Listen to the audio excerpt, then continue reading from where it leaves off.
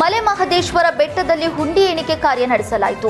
30 ದಿನದ ಅವಧಿಯಲ್ಲಿ ಬರೋಬ್ಬರಿ 2.29 ಕೋಟಿ ರೂಪಾಯಿ ಸಂಗ್ರಹವಾಗಿದ್ದು, ಮತ್ತೆ ಮಾದಪ್ಪ ಕೋಟಿ ಒಡೆಯನಾಗಿದ್ದಾನೆ.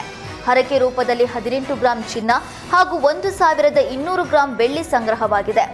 ಚಲಾವಣೆಯಲ್ಲಿ ದರದ 2000 ಮುಖಬೆಲೆಯ 17 ನೋಟು ಹಾಗೆ 19 ವಿದೇಶಿ ನೋಟುಗಳು ಕೂಡ ಪತ್ತೆಯಾಗಿವೆ. ಅಮಾವಾಸ್ಯೆ, ಹೊಸ ವರ್ಷ ಹಾಗೆ ಓಂ ಶಕ್ತಿ ಯಾತ್ರಾರ್ಥಿಗಳು ಮಲೆ ಮಹದೇಶ್ವರ ದರ್ಶನವನ್ನ ಪಡೆದಿದ್ದಾರೆ.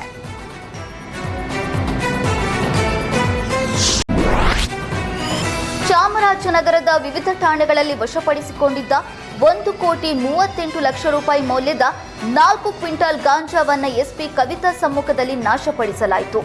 ಜಿಲ್ಲೆಯ ವಿವಿಧ ಠಾಣೆಗಳಲ್ಲಿ 23 ಪ್ರಕರಣಗಳಲ್ಲಿ ವಶಪಡಿಸಿಕೊಂಡಿದ್ದ 414 ಕೆಜಿ ಗಾಂಜಾವನ್ನ ಕುಲುಮೆಗೆ ಹಾಕಿ ಸುಡಲಾಗಿದೆ. ಮಾದಕ ವಸ್ತುಗಳನ್ನು ವಿಲೇವಾರಿ ಮಾಡಲು ಸಭೆಯಲ್ಲಿ ನಿರ್ಣಯ ಕೈಗೊಳ್ಳಲಾಗಿತ್ತು.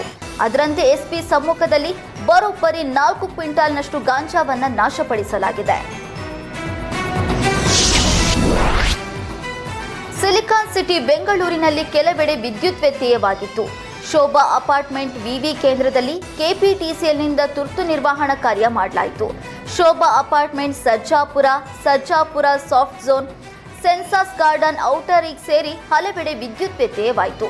ಇನ್ನು ಪವರ್ ಕಟ್ ಬಗ್ಗೆ ಸಾರ್ವಜನಿಕರು ಸಹಕರಿಸುವಂತೆ ಬೆಸ್ಕಾಂ ಅಧಿಕಾರಿಗಳು ಮನವಿ ಮಾಡಿಕೊಂಡಿದ್ರು.